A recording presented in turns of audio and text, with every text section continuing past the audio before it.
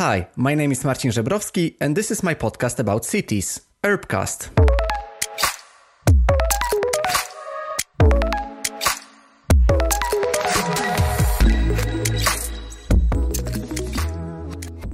Hi and welcome to the newest episode of Urbcast. And this will be a special episode because maybe my podcast will be celebrating the 1 year anniversary, the first birthday of my podcast. And I wanted to just record a short episode in a Q&A type where I will answer to some questions that you've asked me on Instagram. And I also wanted to just talk very briefly about the development of the podcast over the last year. So let's start. First, I need to say that I am extremely happy to be here, standing in my apartment, in a small room in my apartment and recording this episode for you. I know that when I started with many solo episodes, but with time I thought that it will be so interesting to meet new people that I started to make the interviews. And I've been doing a lot of them in Polish. And back in January 2021, I've switched with my podcast also to English because I have many friends who speak English. I also have many people around me, many people in my environment at work that speak English. For me, it was a kind of natural move to switch into English. But of course, I didn't want to just leave the listeners of my Polish podcast. That's why I just came up with this idea that my podcast will just become bilingual and I will release the episodes in both languages. And I have been doing it ever since. I think it works. I hope that you can just say that it works too. So there are the new episodes in English every 2 weeks. It gives me some time to prepare. So I'm also a fan of this strategy. But first, I just wanted to say that I'm very, very thankful if you are listening to this podcast, if you are supporting me, if you left a comment about one of the English episodes. Also, I need to say that it has been such a fun adventure to be on since the last year, since May 2020, when all the pandemic started and I grew this idea of having a podcast inside me for a couple of months. And at some point, I just realized, okay, Marcin, you need to make it now or never. And I started releasing the new episodes. Of course, at first, it was very stressful because once you record the podcast and release it to all the platforms, Spotify, Apple Podcasts, and so on, you never know who's going to listen to this. And you never know where will your podcast reach, whom it will reach. It might be just stressful for a bit at the beginning, but of course, after some time, it was just okay. And I'm very happy. And if I just hear from you on Instagram or LinkedIn that you like one of the episodes, or especially that you like the topic or the problem or a challenge or a theory I talked about in my podcast, I'm just very glad, because this is also something I aim with my podcast, for it to be a very problem-based, problem-oriented. If I have something that interests me, for example, mobility, I was looking for a person who is an expert in this topic or is doing some projects around mobility. And that's how I ended up inviting, for example, Sophie Lundeholm from Henning Larsen or Robert Martin from Yaya Architects. And I actually think that those two talks were very, very good. And it introduced the topic of mobility very well. So that's my main goal, to meet interesting people and also to use the possibility of living in Copenhagen and being exposed in a way to all the talented architects and designers working in many different Scandinavian offices here in Denmark. That was also partly because, or maybe not partly, maybe that was actually the main reason why I created the Copenhagen Architecture Offices series. And this is a series that will be continued for sure. And this is the series in which I just talk with designers and architects from different offices here in Copenhagen and try to grasp their knowledge, but also their personal perspective on architecture.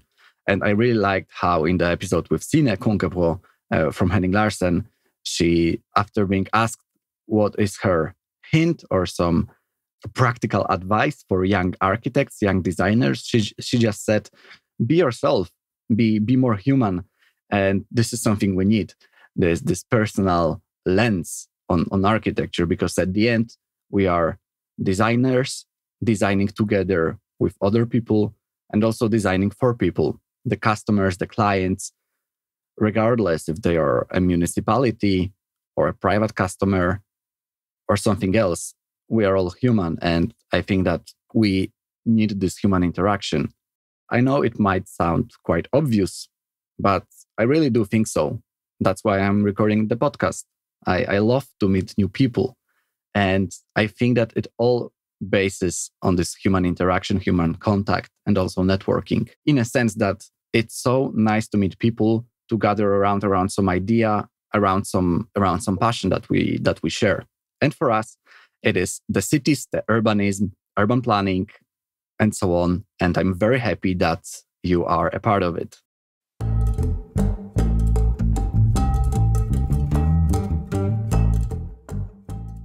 Let's start with the first question then, since this is the Q&A. And I would just like to very briefly answer to some of your questions. Just a sip of coffee because it's an early morning and we are ready to go with the first one. How long does it take to prepare one episode, from idea to publishing? This might sound as a very easy question to answer, but it is not, because mainly when I think about an episode, about an idea for an episode, it might happen many, many weeks before the recording and also many weeks before publishing. So it's a long process. It also depends on the topic. It depends on the person, because sometimes it is that I just see something, see a topic, see a person and some things that this person is doing, or I just know someone. So I just approach this person and say, okay, so maybe we can record a podcast about this interesting thing that you are doing. And it might happen that on the next day or the next week, we will talk. I will record a podcast, I will edit it, and then I will just publish it on the next week. So it might be very fast, but most of the times it is that I have an initial idea that I have written down somewhere, and then the idea is growing somewhere in my mind. I'm also preparing myself to talk about this topic. I'm doing some small research. And once I think that this is the right moment to talk about certain topic or to talk with certain person, then I approach this person and ask if he or she would like to be a part of the podcast.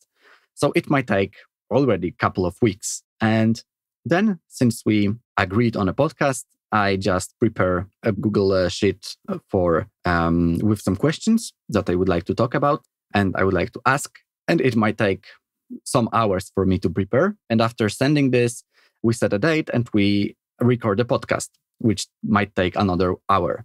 And then we come to the editing of the podcast, which was the most challenging part for me, because when I started, I knew more or less how to edit audio. I've been doing it a couple of times many years before. So it was maybe not a struggle, but it was a challenge for me to watch some tutorials and learn how to edit the audio so it sounds okay. Or maybe not okay, but at least not bad. So that was my first assumption. And it has been taking me a lot of time. So luckily from some time, I have also help of my editor, Szymon, who is studying audio engineering. So for him, it is, of course, way easier to help me with the audio. So I'm trying to delegate this editing part of the audio so I can fully focus on developing the content of the podcast. So boiling it down to a short answer, from idea to publishing, it might take weeks, it might take 2 weeks. And it, of course, takes many, many hours in some particular moments of this process. And after I have the audio ready, after I get the audio file, which is in a very good quality, then I prepare some promotional parts. So I prepare a description of an episode, I prepare the social media posts, and then I publish the episode, I publish the social media posts, and also I'm trying to write to the guest and ask what is his or her thoughts about this episode.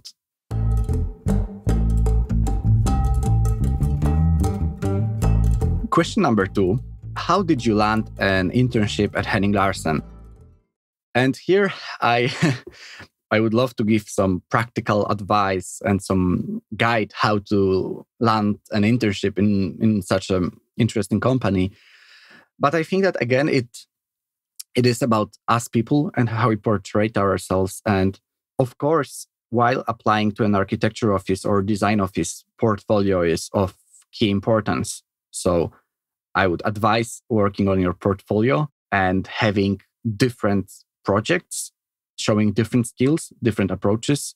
And also, I would say some different skills that you have.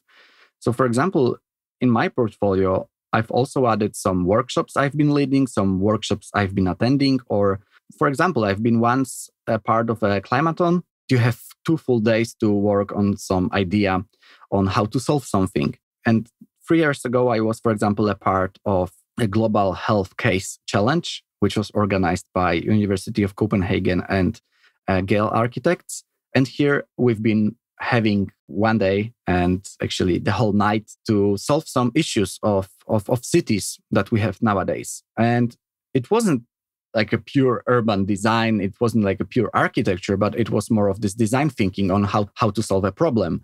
So, of course, it is something that shows that I am really engaged in urbanism, in city making, and I'm broadening my scope. I'm stepping outside of the room with a computer, so to say. I really like this part of being an urban designer, that it is not only sitting in front of the computer and designing in software. It is going outside. It is meeting people. It is trying to think on a larger scale. It is part of the design thinking, of sketching, of just getting some ideas from different sources and different places. So for sure, I included some parts of my other activities in the portfolio. If I even remember correctly, I also added the information that I have been organizing the big urban planning conference back in the days in Poland for 400 people.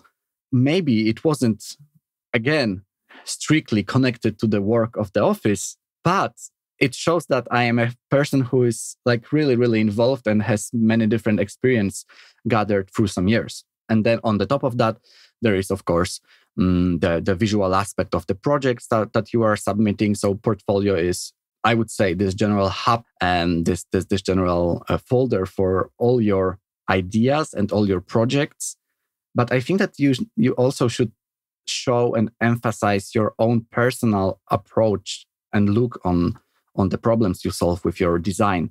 I would really, really try to make the portfolio as personal as possible. And apart from that, there is, of course, the part with, I mean, again, being yourself. I think that, as I heard, portfolio is the first step. And then when you have the interview, it is just to see and check for the company, for the person who is hiring you.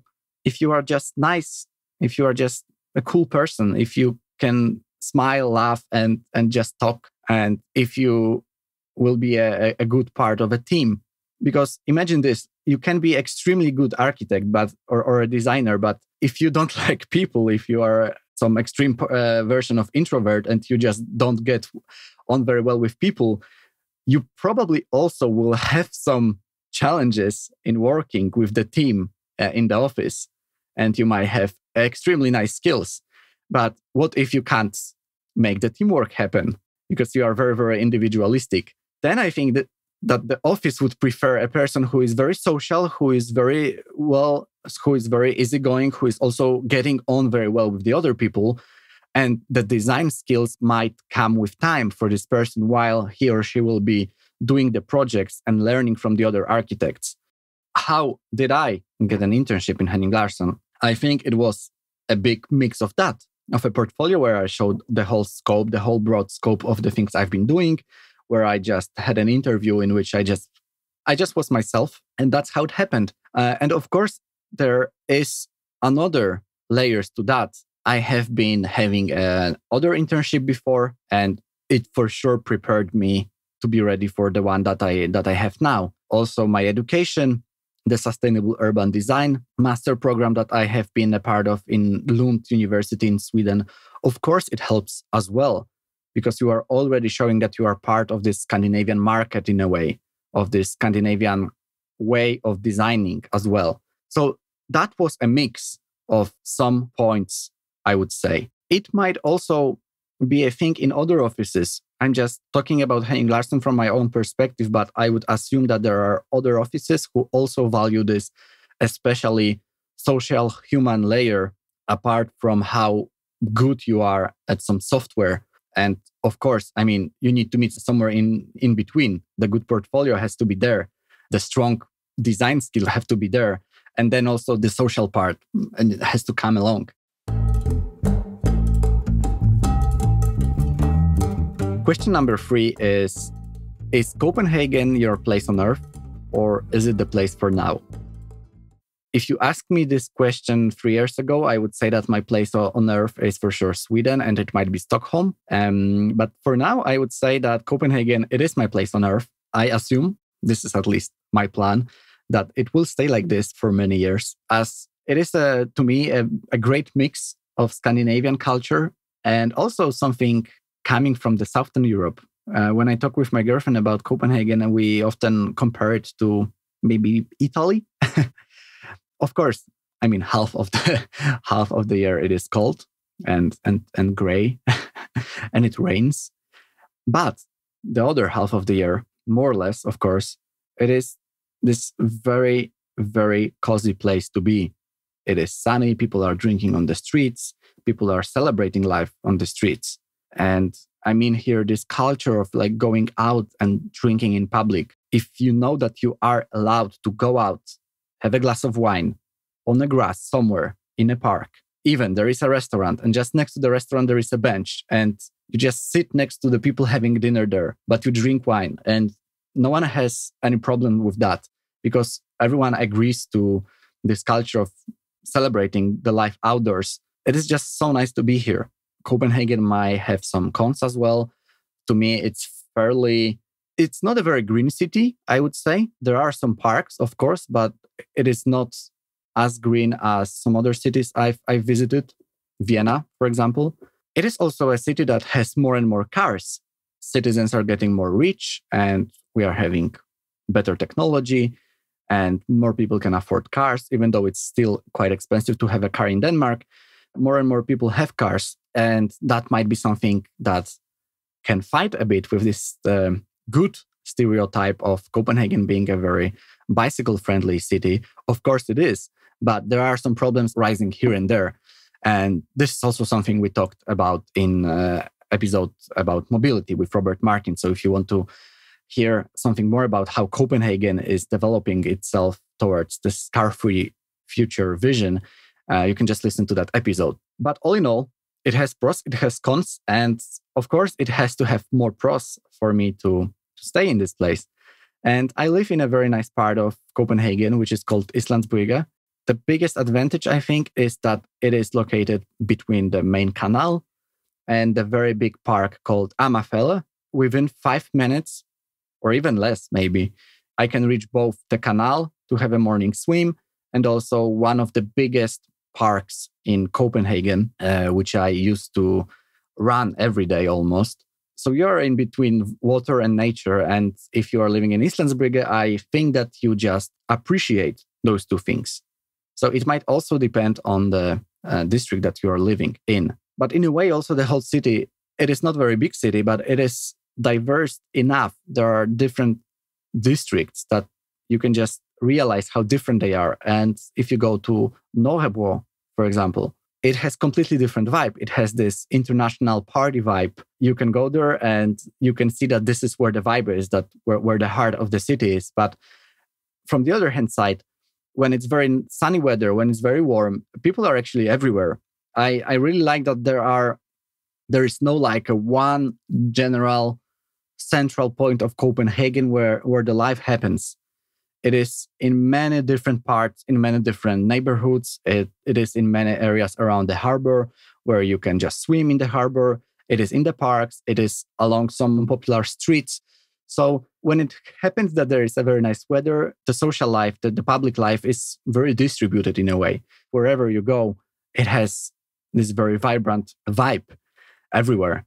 So to me, I would say that Copenhagen is a place on earth for me. But of course, I'm not saying no to visiting other places. I think that my dream would be also to visit or stay a bit in the Netherlands.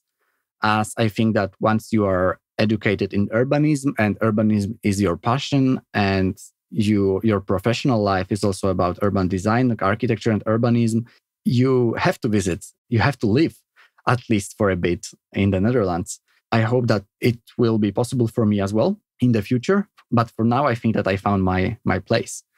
So Copenhagen it is.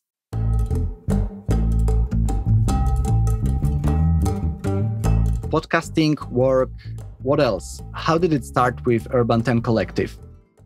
Yes, this is true. This is something else. This is one more thing that I'm doing apart from my normal work and also my other passion, which is podcasting. I also have an urban design and architecture collective created with my friends from the university. We all met at the Sustainable Urban Design Master Program. And at the end of the program, we just thought, okay, we get on very well. We've been sharing a studio room. So we've had a lot of special moments together, especially at the hand-ins and staying late in the studio and just trying to finish the proposals. We just learned from each other a lot. At some point, we thought, okay, maybe we can just try making some competition together. And then we just realized that there is a Europan competition approaching. Europan is just this, I think it is the biggest urban design competition for students, young architects, the one under 40 years old, but also for some offices as well. We've been thinking about having our own part in the Europan, and then we decided to take two sites, and we've been developing our proposals for Borås in Sweden and also Hyvinkää in Finland. We've done two proposals, and for the first one in Borås, we've been awarded with the special mention. It was a very nice sign for us that, okay, we did a very nice project and someone just appreciated it, and we got the special mention. We went to Stockholm for the prize ceremony, and yeah, it felt very good, I think. And since then, we felt that it would be so nice to create some kind of a collective to support our work and also from time to time be able to take part in some competitions. And that was the idea behind it. But also during couple last months, we haven't been doing any competitions, but we have been doing series of articles instead. Because we are passionate about urban design and architecture. So we just wanted to promote the work, but not only work of ours, but also the work of Scandinavian offices. For example, we've made this series of articles about internships in Scandinavia, and they've been very popular. So if you would like to actually get to know something more about internships, not only in Henning Larsen, but also in the other companies, I invite you just to visit our website, urban10collective.com. And then you can find the articles about internships in Scandinavia. Back to the Urban 10 Collective story, I think that this is a very nice initiative that we just came up with. And I'm just very happy to be a part of it, to share the skills and to just try to do something together.